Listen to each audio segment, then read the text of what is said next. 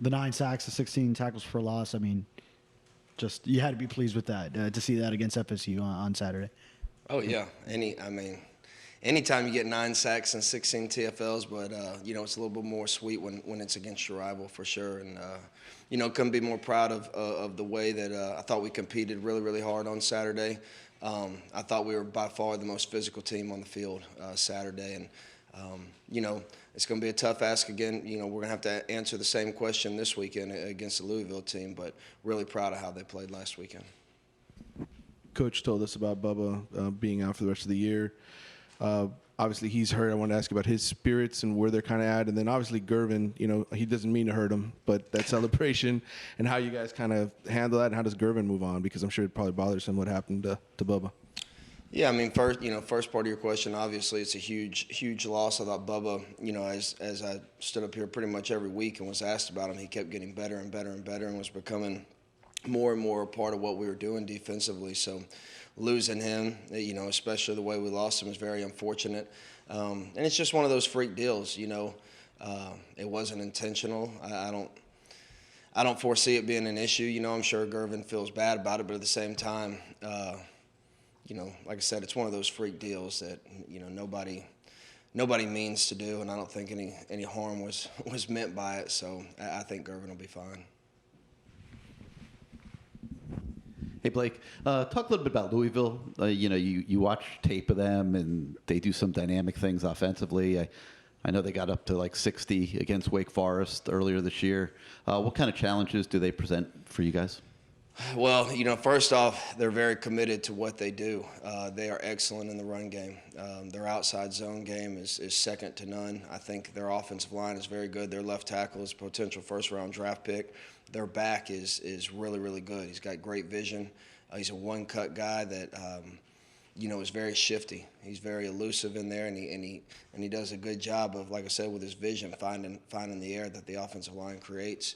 I think they have really good slot receiver, who's from down here, and their outside receiver, number 7, is a really good player. So, when you look at them personnel-wise, they're very talented, and then when you look at what they do schematically, dating back to when he was at App State, that's what they believe in, and that's what they do, and they do a really good job at running the football.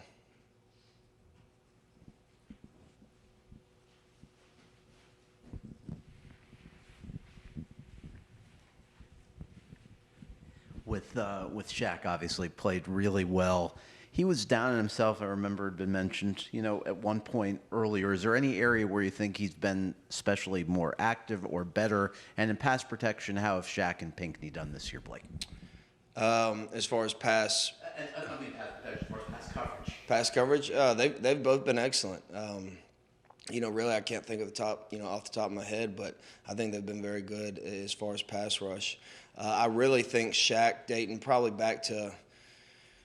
after the Virginia Tech game. I think he's been a different monster.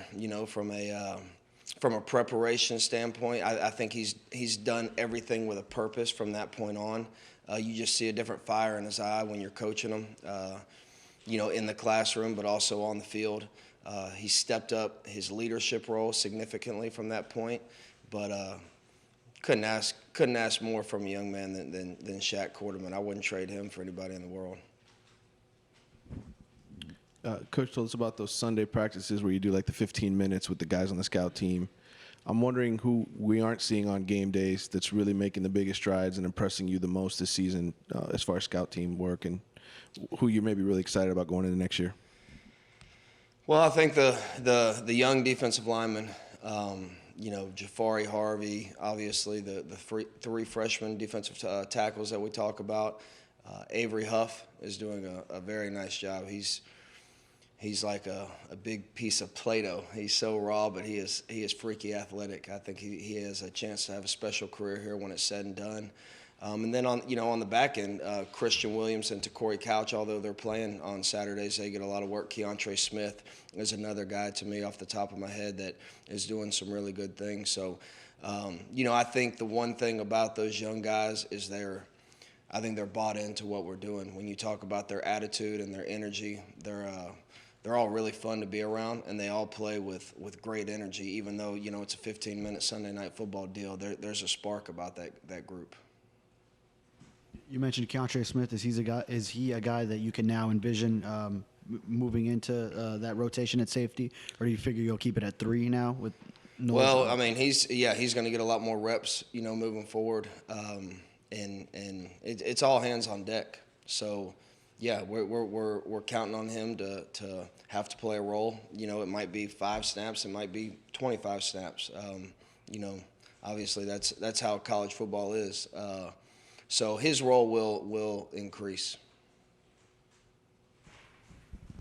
Like 2 things on Rousseau. When you and Manny and Stroud are sitting talking around, are there any, or just talking among yourselves, are there any NFL defensive ends that you all see similarities with him to that you guys have mentioned? And was there a moment for you where you saw him live for the first time and said, this guy has special talent, whether it be something in a practice or in spring or whenever? I think to answer the first part of your question, there hasn't been specifically a guy we say, from an NFL. We talk about maybe players from the past year, and Calais Campbell obviously comes up because of the height and the reach, which not many people possess those 2 things at defensive line or really anywhere in football.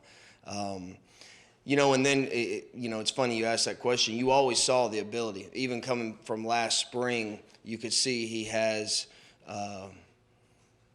some really, really God-given talents that he does a great job utilizing. Like I just talked about, his length, the way he can bend, his motor.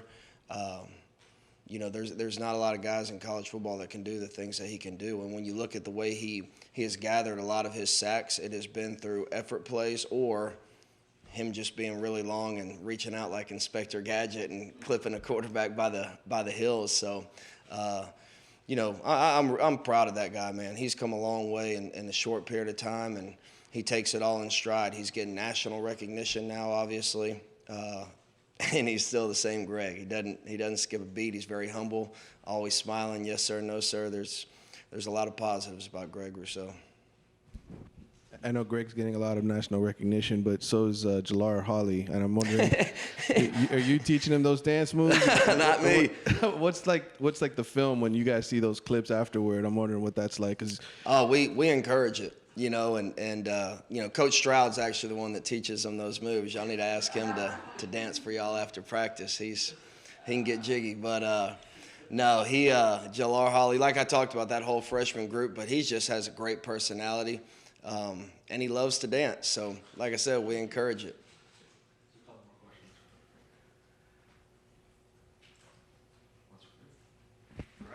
Awesome. Appreciate it.